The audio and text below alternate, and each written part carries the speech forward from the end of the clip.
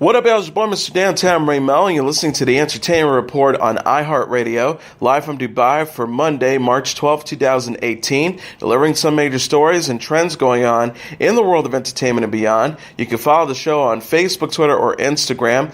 Facebook.com/The Entertainment Report with Ray Melo, that's RAYMELO, on Twitter at The Enter Report, or on Instagram at The Entertainment Report. You can listen to the show anytime you want on iHeartRadio. Just go to iHeart.com or your iHeart phone app, search for the Entertainment Report, and it'll take you to the page. I hope everyone had a fantastic weekend.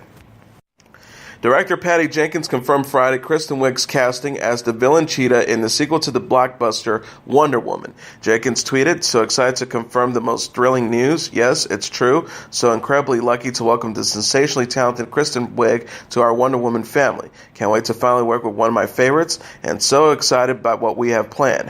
#Cheetah." Gal Gadot, who plays the titular heroine, wrote in her own Twitter post, "I'm so excited to welcome on board Kristen. This is going to be wonderful." Wonder Woman, which took place during World War II, is now available on Blu-ray and DVD and via streaming platforms following its June 2017 theatrical release. The film co-starred Chris Pine, Robin Wright, Danny Huston, David Thewlis, Connie Nielsen, Elena Ayana, Ewan Bremner, and Lucy Davis. Gadot also played the iconic character in the ensemble picture Justice League, which came out in November 2017. Set in the 1980s, Wonder Woman's sequel is expected to open in theaters November 1st, 2019. Wiig is a former Saturday Night Live cast member, and her film credits include Bridesmaids, The Martian, Ghostbusters, and Downsizing. Principal photography has begun in Baton Rouge on Greyhound, a World War II dramatic thriller written and starring Tom Hanks. Sony Pictures' Steve Birch said in a statement Friday, "All of us at Sony are thrilled to join Playtone and Film Nation aboard the Greyhound. Tom Hanks has crafted a unique and compelling look at life aboard a destroyer in the early uncertain days of World War II, and we look forward to helping bring this story to the world." Rob Morgan, Elizabeth Shue, and Stephen Graham will co-star in the big screen adaptation of C.S. Forester's novel The Good Shepherd. Aaron Schneider is directing the picture. A news release says, in the early days of World War II, an international convoy of 37 Allied ships led by Captain Ernest Krause in his first command of a U.S. destroyer crosses the treacherous North Atlantic while hotly pursued by a wolfpack of Nazi U-boats. Hanks is a two-time Oscar winner who recently starred in The Pose. His other credits include Sully, Saving Mr. Banks, Captain Phillips, The Green Mile, Saving Private Ryan, Apollo 13, Forrest Gump, Sleepless in Seattle, Philadelphia, A League of Their Own, and Big.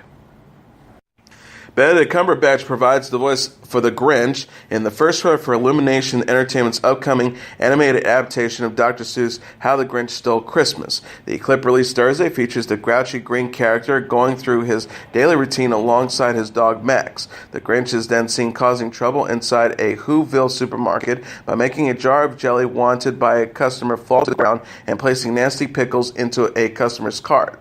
The Christmas-hating Grinch gets what he deserves when he gets punched in the face by an inflatable snowman. The Universal Pictures and Illumination is set to release The Grinch on November 9th. The synopsis reads, The Grinch tells the story of a cynical grump who goes on a mission to steal Christmas, only to have his heart changed by a young girl's generous holiday spirit. Funny, heartwarming, and visually stunning, it's a universal story about the spirit of Christmas and an indomitable power of optimism. Mackenzie Davis is being eyed to star in a new Terminator film with Arnold Schwarzenegger that brings back former franchise helmer James Cameron as a producer. Davis, known for her roles on AMC's *Halt and Catch Fire* and films including The Martian and Blade Runner 2049, is in negotiations to join the film from Deadpool director Tim Miller, Variety reported.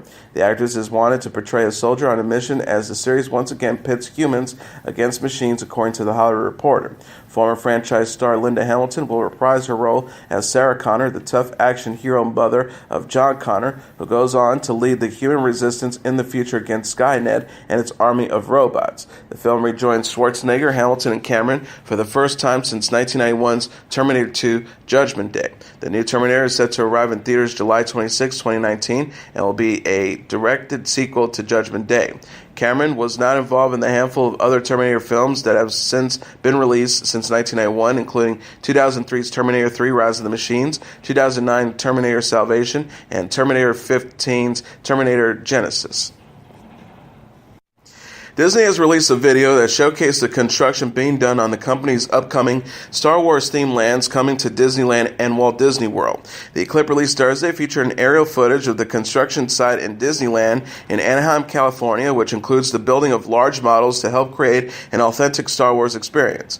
The video ends with artwork displaying what the finished product will look like as an X-Wing flies overhead. The theme park's expansion, titled Star Wars Galaxy's Edge, will feature shops, shows, activities, and 2 new rides that will allow visitors to pilot the Millennium Falcon and take part in a battle between the First Order and the Resistance, as it's seen in the latest trilogy of Star Wars film, which began with 2015's The Force Awakens. Disney said previously, both Star Wars-inspired lands will transport guests to a never-before-seen planet, a remote trading port, and one of the last stops before wild space where Star Wars characters and their stories come to life. Star Wars Galaxy's Edge is set to open in 2019. Former President Barack Obama is in advanced talks with Netflix to produce and possibly appear in future television projects, the New York Times reported. Under the deal, Netflix would pay Barack Obama and his wife Michelle for content that would be available exclusively via the global streaming service. Eric Schultz, a senior advisor to President Obama, told the Times on Thursday, "The President and Mrs. Obama have always believed in the power of storytelling to inspire. Throughout their lives, they have lifted up stories of people whose efforts to make a difference are quietly changing the world for the better. As they consider their future personal plans, they continue to explore new ways to help others tell and share their stories." Apple and Amazon, which have their own streaming service, have also expressed interest in collaborating with the Obamas, the newspaper reported. CNN confirmed through an unnamed source that a production partnership has not been finalized. Netflix has also ordered 10 episodes of a talk show that will be hosted by comedian and Saturday Night Live alum Norm Macdonald. The news release from the streaming giant said the show will deliver great and unexpected conversation, jokes, and a behind-the-scenes look at Norm's world. Each episode of Norm Macdonald Has a Guest will feature one celebrity guest and Macdonald's trusty sidekick Adam Eggett. David Letterman, who has his own Netflix program, is credited as the location scout for Macdonald's series. The Librarians producer Dean Devlin has announced via Twitter that the cancellation of his fantasy adventure series after 4 seasons on TNT. Devlin tweeted Thursday, "Just got the official call. TNT has canceled #The Librarians. I will immediately begin the process of trying to move the show elsewhere. Please keep your fingers crossed for us." Cast member John Larroquette wrote in his own post, "To all who watched and cared and supported, thank you. It was a privilege to be part of the show." Co-star Lindy Booth chimed in, "Sad news, guys. We are all just as devastated as the fans. Here's hoping it's not the end, but if it is, thank you for all the 4 amazing seasons."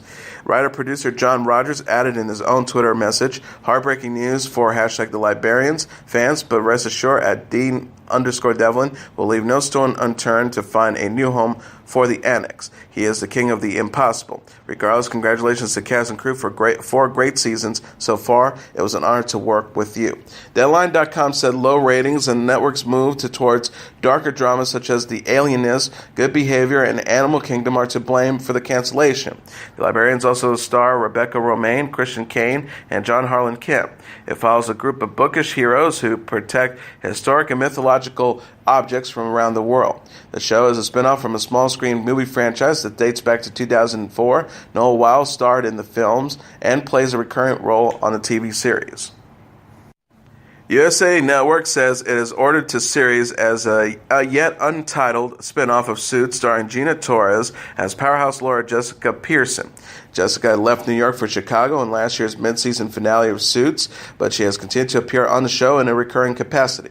She's expected to reveal more about her new life in the Season 7 finale airing April 25th. Chris McCumber, the president of entertainment networks for NBC Universal Cable Entertainment, said in a statement Thursday, Gina's portrayal of Jessica Pearson as one of television's strongest, most successful businesswomen has made a huge impact with fans. We can't wait to explore the next chapter in the Suits legacy and a brand new world for Jessica.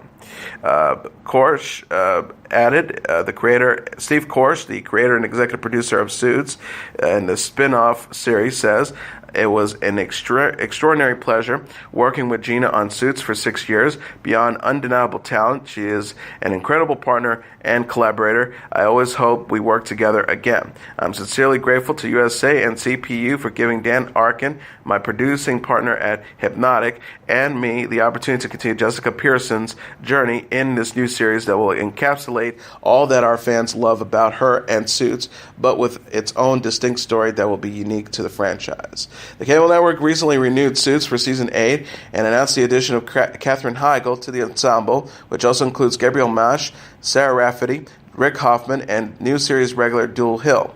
Meghan Markle and Patrick J. Adams are departing the show at the end of the season. Christina Aguilera, Shania Twain, Lena Dunham, Halsey, Abby Jacobson, Elena Grazer, and Kate Upton have been confirmed as guest judges for Season 10 of RuPaul's Drag Race.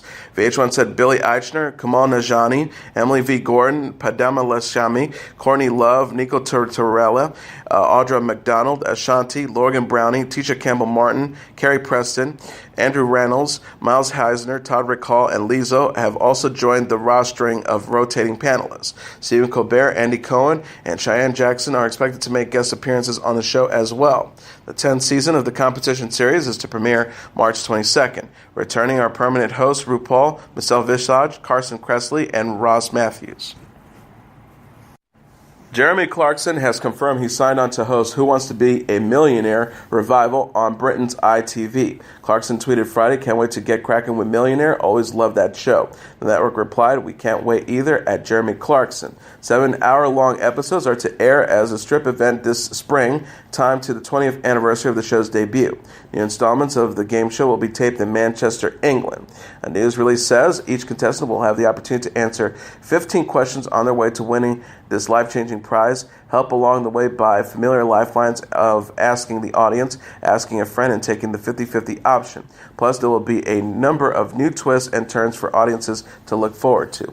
Millionaire ran in the United Kingdom from 1998 to 2014 with Chris Tarrant as the host. Clarkson is best known for presenting Top Gear on the BBC from 1988 to 2015. He is now the co-star of the Grand Tour, which recently wrapped up its second season. Emmy-winning television personality and comedian Chris Hardwick will host NBC's annual Red Nose Day fundraiser May 24th.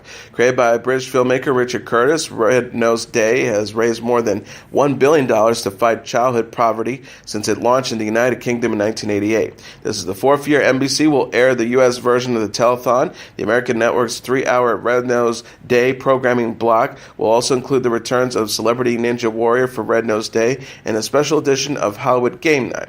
Paul Dejejedi, the president of the alternative and reality group at NBC Entertainment, said in a statement, "Chris' genuine compassion and good-hearted humor makes him ideal to host Red Nose Day special and bridge the evening's exciting and purposeful 3 hours of programming. We're thrilled to once again bring humor and inspiration to our audience in an effort to raise awareness and funds for children in need around the world. The names of other well-known celebrities who will participate in the event will be announced later at a later date," NBC says.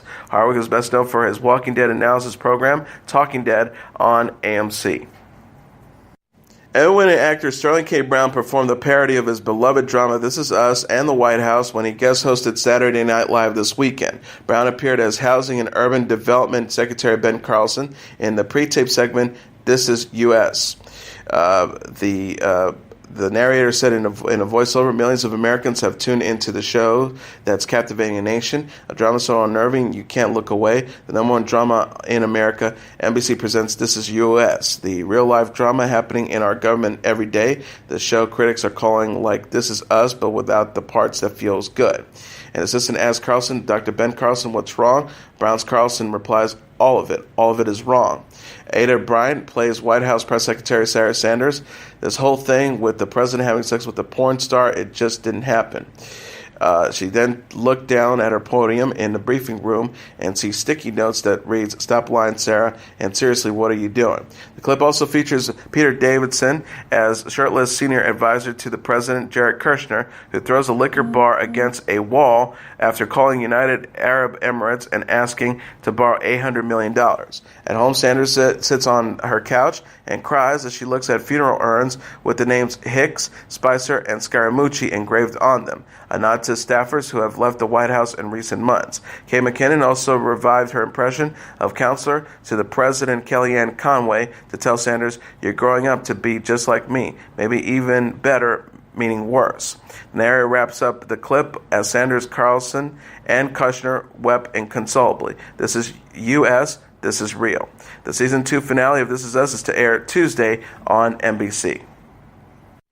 Nickelodeon has announced this week that it's looking for a new host for its revival of the live-action and animated series Blue's Clues. The cable network ordered 20 episodes of the show, which will once again be aimed at preschoolers and follow the adventures of a curious puppy named Blue.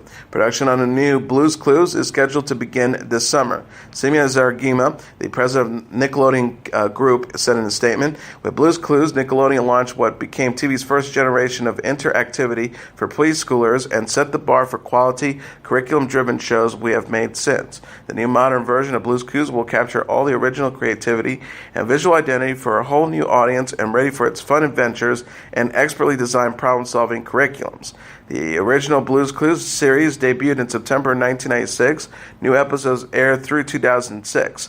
The show was first hosted by Steve Burns, then Donovan Patton. ABC has renewed actor Freddie Highmore's The Good Doctor for a second season to air 2018 to 2019. Channing Dungey, the president of ABC Entertainment, said in a statement, "The Good Doctor's message of inclusiveness resonates with our viewers and is a hallmark of what we aim to accomplish here at ABC. The series has quickly joined the zeitgeist and broke records in the competitive television landscape. We're thrilled to announce that Dr. Sean Murphy will be back for another season." The medical drama stars Highmore as Murphy, a young surgeon with autism and savant syndrome who relocates from a quiet country life to join the prestigious St. Bonaventure Hospital's surgical unit. The series co-stars Richard Schiff, Antonia Thomas, Nicholas Gonzalez, Chu Q Mudu, Bo Garrett, Hill Harper, and Tamlin Tamita. David Shore, whose credits include NYPD Blue and Sneaky Pete, is a writer and executive producer. British film star Colin Firth and his wife producer Livia Guguli Friday confirmed Guguli engaged in an extramarital affair with the man she has since accused of stalking. The couple's representative said a few years ago, Colin and Livia privately made the decision to separate. During that time, Livia briefly became involved with former friend Mr. Brancaxia. The Firths have since reunited. Subsequently, Mr. Brancaxia carried out a frightening campaign of harassment over several months, much of which is documented. As a consequence of his stalking, threats, and refused to desist, the legal complaint was dodged with the Italian authorities. The couple's personal lives were dragged into the spotlight recently when La Repubblica published details regarding the police investigation into Gugulia's accusation. The Paris publicist says the reports this week on this case is understood to be the consequence of a leaked court document. It is greatly to be regretted. It does not serve the interests of any of the parties involved. Marco Brancaxia, a 55-year-old ANSA journalist, told the British newspaper The Times Gugulia made up the allegations against him to hide their 2015-2016 affair. He says, "We were romantically involved. She wanted to leave Colin for me," and further remarking Gugulia's marriage to Firth had been over for years. Brancaxia said, "My stalking consisted of 2 via WhatsApp messages after she ended our relationship in June 2016 and an email. I wrote an email to Colin about my relationship with Livia, which I now regret sending, and she filed a complaint against me for stalking out of fear that I could go public with what she had revealed to me about her marriage and work. In a year, she sent me hundreds of messages of love, photos, and videos, even a diary." Firth and Guglia exchanged wedding vows in 1997 and are the parents of 2 teenage sons. Firth also has an adult son named Will from his previous relationship with actress Meg Tilly. Khloe Kardashian shared on Instagram several photos from her baby shower this weekend. She captioned 2 photos of her with her sister Kourtney. Had the most unbelievable baby shower. We felt so much love. #ad. So grateful to be surrounded by a beautiful, supportive system. And special thanks to at Amazon for helping me bring it all together. More pictures to come. #all on Amazon. #Amazon Baby Registry. She also wrote in another message, magical moments with the most magical women. I'll forever be in love with you, which accompanied a group photo of her and Kourtney with her sisters Kim, siblings Kylie and Kendall Jenner, and mother Kris Jenner, all wearing pink pajamas and nightgowns. The women are standing in front of a neon sign that says Baby Thompson. Pink balloons decorated the wall behind them and covered the floor by their feet. The photo got more than 2 million likes in the first 3 hours. It was online Sunday. Kardashian confirmed her pregnancy in December and announced the child's gender on this month's season 14 finale, Keeping Up with the Kardashians. This is her first child with her boyfriend, professional basketball player Tristan Thompson. British model Miles Hurley, the nephew of the Royals actress Elizabeth Hurley, was the victim of a knife attack in London this week. Hurley tweeted early Sunday, "My 21-year-old nephew was repeatedly stabbed in a brutal attack in London Thursday night. The police and hospital are being fantastic. Thank you for all your messages. It's an appalling time for him and our family. The police will be appealing for witnesses." The Metropolitan Police officers were called to the scene at about 8 p.m. Thursday and found Hurley and another young man suffering from knife wounds, People magazine reported Friday night.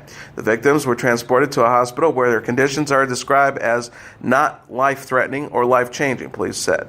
Officials added in a statement they are believed to have been attacked by a group of males who got out of a vehicle and assaulted them before fleeing the scene. No arrests have been made yet, and the investigation is ongoing.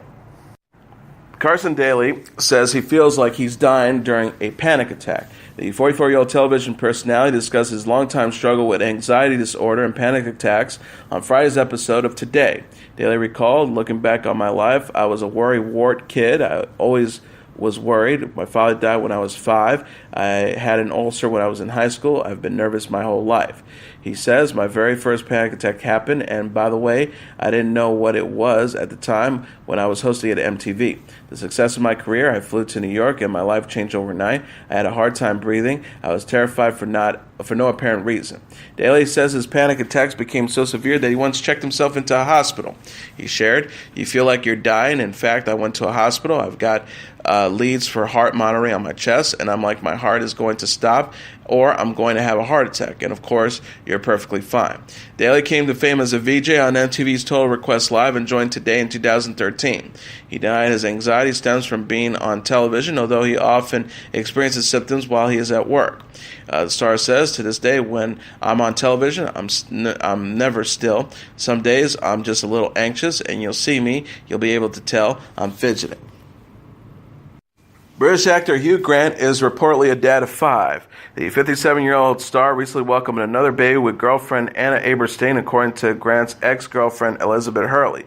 Hurley said while discussing her friendship with Grant on E's Daily Pop, "I'm very lucky that 31 years into our friendship, he's still my best friend in the world. He's a really great guy."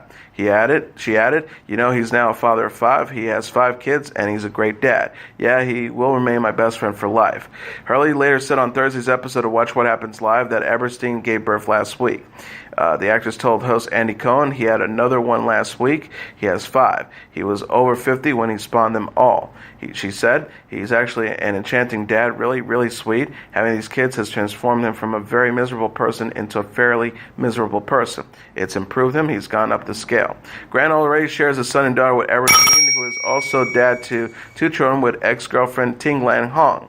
He and Hurley split in 2000 after 13 years of dating. Entertainer Lorna Luft, the daughter of actress Judy Garland and producer Sid Love, has been diagnosed with a brain tumor.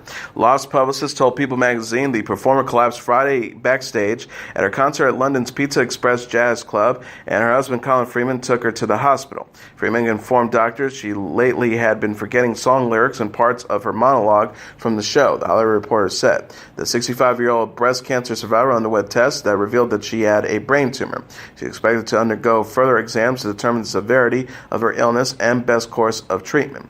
The half-sister of singer Liza Minnelli has appeared in films Grace 2, Where the Boys Are 84, 54 and My Giant, and also was a popular guest star on 1980s TV shows such as Trapper John MD and Murder, She Wrote.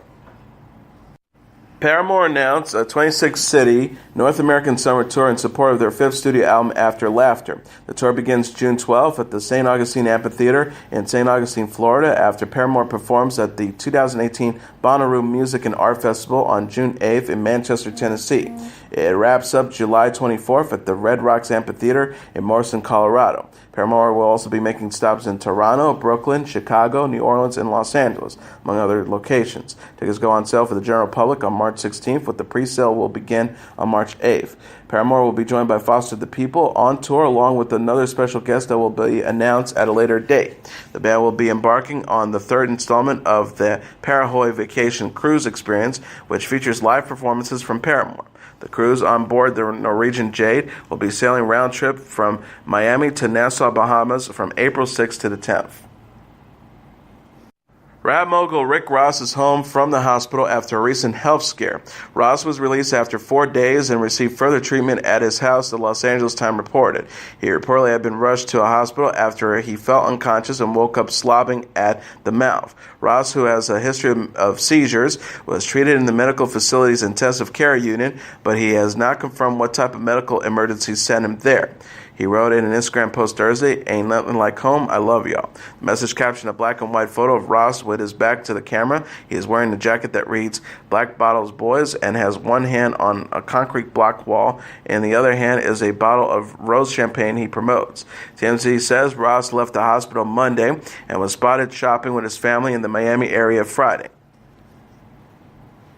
Jason Aldean, Kelsey Ballerini, Miranda Lambert, Maren Morris, and Thomas Rhett are confirmed to be the performers for next month's 53rd Academy of Country Music Awards show in Las Vegas. Also scheduled to take the stage April 15th at the MGM Grand Garden Arena are Dierks Bentley, Luke Bryan, and Florida Georgia Line. The ceremony is to air live on CBS, with country superstar Reba McEntire prepared to host. Bon Jovi's This House Is Not For Sale is number one on the U.S. album charts. Coming in at number 2 on the Billboard 200 is Black Panther, the album, music from the Inspired By, followed by Migos' Culture 2 at number 3, 69, Day 69 at number 4, and The Greatest Showman soundtrack at number 5. Rounding up the top tier are Ed Sheeran's Divide at number 6, Post Malone's Stoney at number 7, Imagine Dragons Evolve at number 8, Kendrick Lamar's Damn at number 9, and Vance Joy Nations of 2 at number 10. The comic book adaptation Black Panther is again the number one movie at the North American box office for a fourth weekend, earning an additional $41.1 million in receipts, BoxOfficeMojo.com announced Sunday. Coming in number 2 is A Wrinkle in Time with $33.3 million. Strangers, Pray at Night at number 3 with $10.5 million. Red Sparrow at number 4 with $8.2 million. And Game Night at number 5 with $7.9 million. Rounding up the top tier are Peter Rabbit at number 6 with $6.8 million. Death Wish at number 7 with $6.6 million. The Hurricane Heist at number 8 with $3.15 million. Annihilation at number 9 with $3.15 million. And Jumanji Welcome to the Jungle at number 10 with $2.8 million. And now let's take a look at what happened on this date in entertainment history. On this date in 1982, live from the Sunset Strip, the latest concert film recorded by the provocative comedian Richard Pryor arrives in movie theaters. Born in 1940 in Peoria, Illinois, Pryor broke into the New York comedy scene in the early 1960s. He made his national television debut in 1964 in On Broadway Tonight. The successful black comedian Bill Cosby was a strong influence in Pryor's early stage persona, but the young comedian soon broke out with his own unique brand of edgy, irreverent comedy, and mostly focusing on portrayals of a variety of black street characters and observations about the black experience in America. In the mid-70s, Pryor recorded 2 gold-selling comedy albums, both of which earned an X rating for explicit language and sexual content, and both were hits with black and white audiences. In the late 1970s was the heyday of Pryor's career, highlighted by the release of his concert films, beginning with Richard Pryor Live in Concert in 1979. 3 years later, Live at the Sunset Strip was recorded at the Hollywood Palladium. According to a review of the film in the New York Times, Pryor dressed for the performance in the scarlet suit, a black shirt, and what appeared to be gold shoes. He is slightly built, sort of snub-nosed, and all restless energy. In one of the film's most memorable bits, Pryor jokes about the notorious incident that occurred on June 9, 1980, in which he critically injured himself in an explosion while freebasing cocaine. Police found him wandering in a daze a mile away from his home with third-degree burns on the upper half of his body. He was forced to stay in the hospital for 2 months while undergoing a series of skin grafts. Pryor later wrote, directed, and starred in a film, JoJo Dancer, Your Life is Calling, in 1986, that closely paralleled these events in his own life. Pryor appeared in some 40 films over the course of his career and was famous for his pairing with fellow comedian Gene Wilder in hits such as Silver Streak in 1976, Stir Crazy 1980, and See No Evil, Hear No Evil in 1989. In 1986, Pryor was diagnosed with multiple sclerosis. He continued working despite his debilitating illness, filming movies, and returning to stand-up with mixed results. His last film was Lost Highway in 1997. In 1998, Pryor won the Kennedy Center's Mark Twain Prize for Humor. He died of a heart attack at the age of 65 on December 10, 2005. And as your entertainment report for Monday, March 12, 2018, I'm your host, Mr. Downtown Ray Melo. I'll be back tomorrow to deliver some major stories and trends going on in the world of entertainment and beyond. You can follow the show on Facebook, Twitter, or Instagram.